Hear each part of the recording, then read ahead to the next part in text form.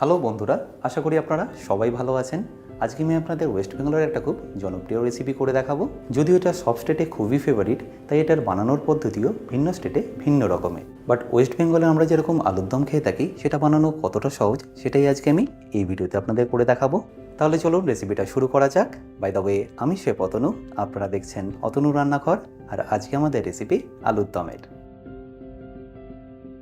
তাহলে আলুর দম বানানোর জন্য আমি এখানে নিয়ে নিয়েছি 1 কেজি আলু, যেগুলো এরকম ছোটো সাইজের। আচ্ছা, আলুগুলোকে কিন্তু আমি এখানে আগে থেকেই প্রায় 80% মতো সেদ্ধ করে রেখেছি।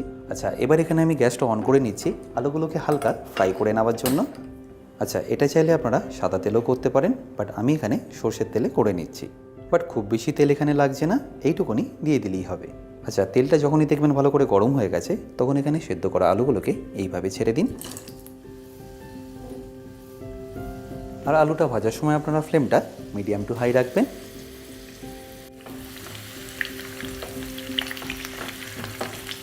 আচ্ছা, আলুগুলো সেদ্ধ করার সময় অতি অবশ্যই কিন্তু একটু নুন দিয়ে তারপরে সেদ্ধ করবেন।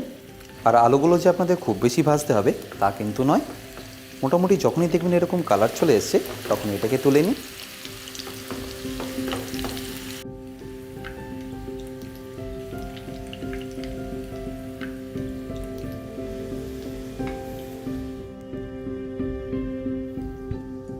আচ্ছা, আলুগুলো ভেজে নেওয়ার পরে আমি এখানে দিয়ে দিচ্ছি 1 চা চামচ গোটা জিরে। আর গোটা জিরে দেওয়ার পরে যখনই দেখবেন খুব সুন্দর একটা গন্ধ বেরোচ্ছে, তখন এখানে দিয়ে দিন কেটে রাখা কুচনো পেঁয়াজ।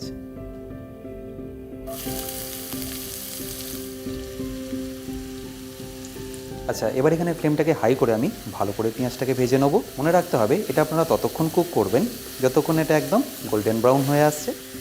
আচ্ছা, প্রসেসটা একটু ফাস্ট করার জন্য আমি এখানে দিয়ে দিচ্ছি স্বাদ মতো নুন। আর নুনটা দেওয়ার পরে ভালো করে মিশিয়ে নিয়ে এটাকে ভাজতে থাকুন। দেখবেন আস্তে আস্তে এর মধ্যে খুব সুন্দর একটা কালার চলে আসবে। আচ্ছা, পেঁয়াজটা যখনই দেখবেন প্রায় এরকম 60% মতো ভাজা হয়ে গেছে, তখন এখানে দিয়ে দিতে হবে লঙ্কা বাটা। আপনারা চাইলে কিন্তু কুচো লঙ্কাও দিয়ে দিতে পারেন। ঝালটা আপনারা আপনাদের পছন্দ মতো দিতে পারেন।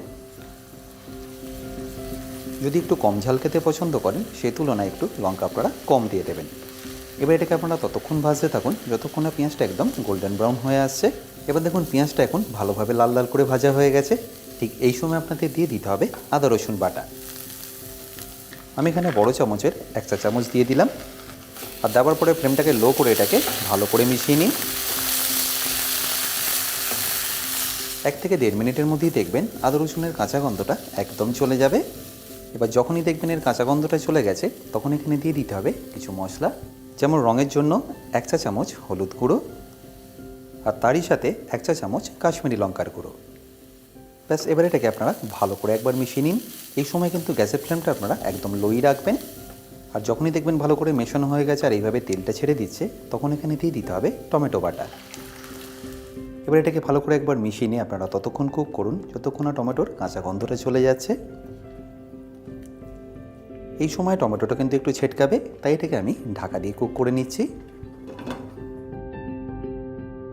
আচ্ছা, টমেটোর কাঁচা গন্ধ দেখুন এখন পারফেক্টলি চলে গেছে, আর মশলাগুলো এখন ভালোভাবে কুক হয়ে গেছে। আচ্ছা, এবার এখানে আপনাদের দিয়ে দিতে হবে 1 থেকে 1.5 চা চামচ টক দই। আর স্বাদটা একদম বাঙালিয়ানা করার জন্য 2 চা চামচ পোস্ত বাটা। এরপর ফ্লেমটা লো করে এটাকে ভালো করে একবার মিশিয়ে নিন। এই সময় ভালো করে না মেশালে কী হবে, দইটা ফেটে যাবে আর গ্রেভির টেক্সচারটা অতটা ভালো আসবে না। তাই এটাকে আপনাদের ভালো করে এইভাবে মিশিয়ে নিতে হবে।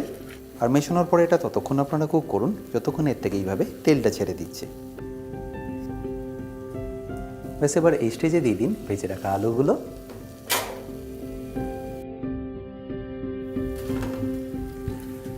এবার এটাকে ভালো করে মিশিয়ে নিয়ে 5 থেকে 7 মিনিটের জন্য জল দিয়ে একটু ফুটিয়ে নিন।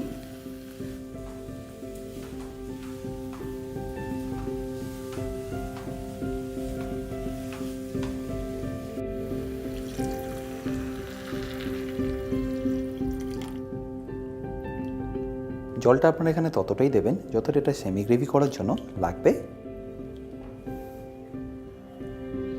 আর ফোটানোর সময় পারলে এটাকে আপনারা ঢাকা দিয়ে ফুটিয়ে নেবেন। এবার দেখুন 4 থেকে 5 মিনিট পরে গ্রেভিটা থেকে কত ভালোভাবে তেলটা ছেড়ে দিয়েছে।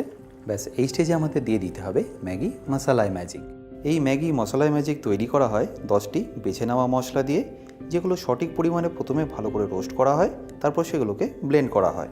আর তাই আপনারা এই ম্যাগি মশালাই ম্যাজিক আপনাদের যে কোনো ডেলি রেসিপিস যেমন ডাল, কারি বা যে কোনো সবজি বানাতে ব্যবহার করতে পারেন, যেটা দেখবেন টেস্টটাকে অনেক গুণ বাড়িয়ে দেবে। আর এই ম্যাগি মশালা ম্যাজিক আপনারা ব্যবহার করবেন যে কোনো ডাল বা সবজিতে জাস্ট গ্যাসটা বন্ধ করে নেওয়ার 2 থেকে 3 মিনিট আগে, যাতে এর পুরো ফ্লেভারটা এর মধ্যে ভালো করে মেল্ট হয়ে যায়।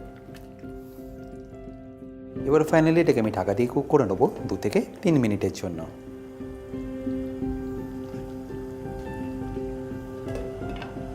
এবার 2 থেকে 3 মিনিট পরে আমি এর ঢাকনাটা খুলে নিচ্ছি। তারপর ফাইনালি এটাকে ফিনিশ করছি ধনেপাতার চেরা কাঁচা লঙ্কা দিয়ে। যদি মনে হয় ধনেপাতাটা আপনারা স্কিপ করবেন তাহলে সেটা করতে পারেন, বাট দিয়ে দিলে দেখবেন তার টেস্টটা দারুণ আসে।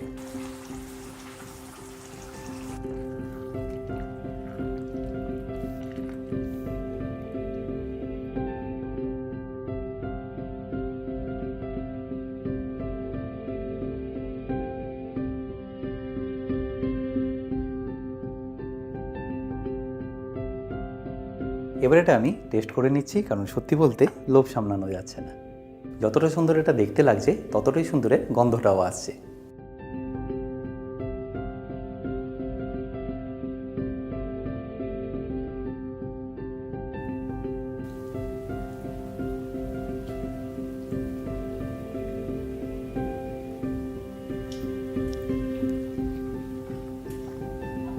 আশা করি সম্পূর্ণ রেসিপিটা আপনাদের নিশ্চয়ই ভালো লেগেছে, আর ভালো লাগলে প্রতিবারের মতো আমাকে কিন্তু কমেন্টে জানাতে ভুলবেন না। বাই দ্য ওয়ে, আমি শেফ অতনু, আপনারা দেখছিলেন অতনুর রান্নাঘর। দেখা হচ্ছে আপনাদের সাথে একটা নতুন রেসিপি নিয়ে নেক্সট এপিসোডে। ভালো থাকবেন, সুস্থ থাকবেন।